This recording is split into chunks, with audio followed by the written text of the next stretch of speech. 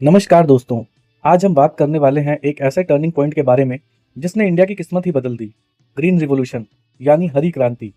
सोचो, एक टाइम ऐसा था जब इंडिया खुद अपने लोगों को खाना नहीं दे पा रहा था और फिर कुछ ही सालों में इंडिया दुनिया के सबसे बड़े फूड प्रोड्यूसर्स में से शामिल हो गया। ये कैसे हुआ? किसने लीड किया? क्या इसका इम्पैक्ट सिर्फ पॉजिटिव था या कुछ नेगेटिव भी? ये सारे सवालों को हम इस वीडियो में ढूंढेंगे। आज का वीडियो फुल डिटेल, सिंपल और इंगेजिंग होने वाला है, तो वीडियो को एंड तक जरूर देखना। चलिए सबसे पहले समझते हैं इंडिया बिफोर ग्रीन रिवॉल्यूशन। 1947 के बाद इंडिया की सिचुएशन बहुत टफ थी। चैलेंजेस थे जैसे पॉपुलेशन रैपिडली बढ़ रही थी, फार्मिंग ट्रेडिशनल थी यानी old seeds no machine, irrigation facility limited थी, फर्टिलाइजर का यूज ऑलमोस्ट नहीं के बराबर था। इसका रिजल्ट क्या निकला? फूड शॉर्टेज, इम्पोर्ट पे डिपेंडेंसी। यूएस से PL 480 प्रोग्राम के तहत वीट इम्पोर्ट होता था। सिंपल वर्ड्स में बोले तो इंडिया अपने पेट के लिए दूसरों पर डिपेंडेंट था। अब सवाल ये है, इंडिया को अपना फूड सिक्योर बनाना था, पर कैसे?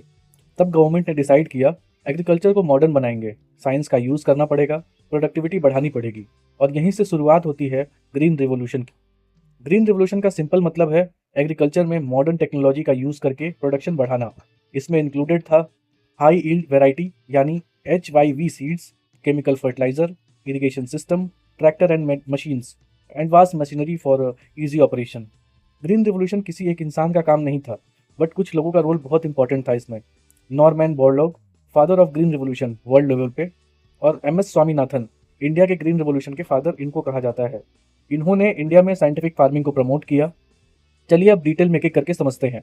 HYV सीड्स, स्पेशल सीड्स जो ज़्यादा प्रोडक्शन देते हैं। वीट और राइस में सबसे ज़्यादा यूज़ होता है इनका। इरिगेशन, कैनाल और ट्यूबवेल्स का यूज़ बढ़ा, रेन पर डिपेंडेंसी कम हुई। फर्टिलाइजर एंड पेस्टिसाइड्स, सॉइल को न्यूट्रिएंट मिलते थे, क्रॉप डिजीज से बचती थी। Mechanisation, tractor, harvester, pump set, इससे क्या हुआ? टाइम और लेबर दोनों सेव हुए। ग्रीन रिवॉल्यूशन पूरे इंडिया में एक साथ नहीं हुआ। सबसे पहले स्टार्ट हुआ पंजाब, हरियाणा, वेस्टर्न उत्तर प्रदेश। पर क्यों? इन्हीं जगह को क्यों चुना गया? क्योंकि यहाँ पर fertile land, irrigation easily available था और गवर्नमेंट ने भी सपोर्ट किया।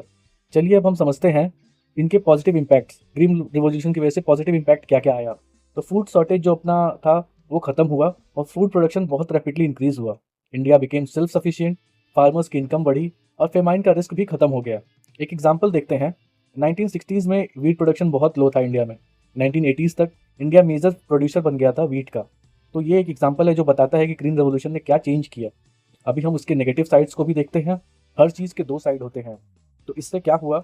सॉइल फर्टिलिटी डिग्रेड हुई, वाटर लेवल नीचे चला गया, केमिकल पॉल्यूशन बढ़ गया। रिच फार्मर्स ज़्यादा बेनिफिट उठा पाए क्योंकि मशीनरी और जो भी ये सब थे एडवांस इक्विपमेंट, इनकी कॉस्ट बहुत ज़्यादा थी। कुछ लोग कहते हैं ग्रीन रिवॉल्यूशन सस्टेनेबल नहीं था, इन्वायरमेंट को डैमेज हुआ, इनइक्वालिटी बढ़ी। लेकिन दूसरी तरफ ये भी है, अगर ये नहीं होता तो इंडिया फूड क्राइसिस में होता। तो क्या हम उसके लिए रेडी थे? अब हम इंडिया की बात करें तो आज के करंट टाइम में हम फोकस कर रहे हैं सस्टेनेबल फार्मिंग पे, ऑर्गेनिक एग्रीकल्चर पे, वाटर कंजर्वेशन पे और technology like AI, drones in advance farming. इसी को लोग कहते हैं आज के टाइम पे सेकंड ग्रीन रिवॉल्यूशन। तो दोस्तों, ग्रीन रिवॉल्यूशन ने इंडिया को भूख से बचाया, एग्रीकल्चर को मॉडर्न बनाया, लेकिन साथ ही कुछ चैलेंजेस भी लाया। आज ज़रूरत है एक बैलेंस की, एडवांस और ऑर्गेनिक चीज़ के बीच की, ताकि हमारा इन्वायरमेंट भी बचा रहे और भूखमरी और जो प्रोडक्शन है वो भी कम ना हो। अगर आपको ये वीडियो पसंद आई तो लाइक करो, कमेंट करो। जय हिंद। और चैनल को सब्सक्राइब करना मत भूलना। मिलते हैं नेक्स्ट वीडियो में, जहां हम एक और पावरफुल टॉपिक को डिकोड करेंगे। Thanks for watching.